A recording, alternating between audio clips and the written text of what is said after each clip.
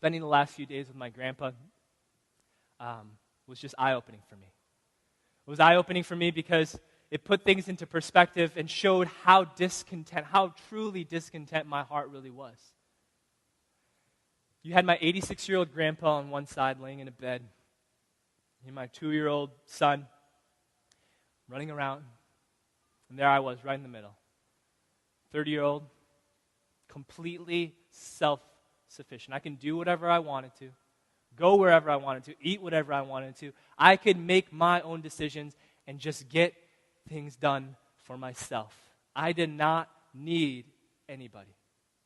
And in those hours, my 86-year-old grandpa, all he could do was smile when he looked upon my grandma's face. All he could do was be thankful that his family was there supporting him, smiling, knowing that these were his last days, and he was completely content with where he was. My son, no worries in his world. He's got his life ahead of him, nothing to worry about. He's got his Cheerios, he's got his kicks on, he's got his shirt on, he's got, books to read. He's got everything he needs. He's happy, he's content. And there I am, absolutely sufficient in myself. Don't need anybody. And I'm complaining. I'm complaining that the nurses aren't coming fast enough. I'm complaining that, the traffic is horrible. I'm complaining that the food is terrible. I'm just complaining. I'm discontent with where things are.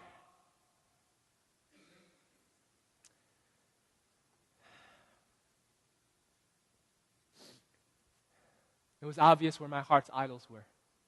It's obvious where my heart's idols were. They were being challenged. Our discontentment is a glimpse of the natural condition of our hearts to worship idols outside of worshiping God. For our natural state is not to worship and find satisfaction in Christ alone. It's not. We stray from that. We bend from that very, very, very easily. There are so many other things that vie for our attention and vie for our desires, and we latch onto those things because they promise immediate gratification, satisfaction. But those things don't quench your thirst. Only when your hope and your joy is found in Jesus alone will you be fully satisfied. Will you thirst no more? Jesus never fades. He never flops. He never sways on his decision. His yes is forever, set in stone forever. His promises are forever. When he approves of you, that is forever. You will not lose that. You will not lose his approval. 7 Mile Road, I hope that we would be defined with a radical contentment.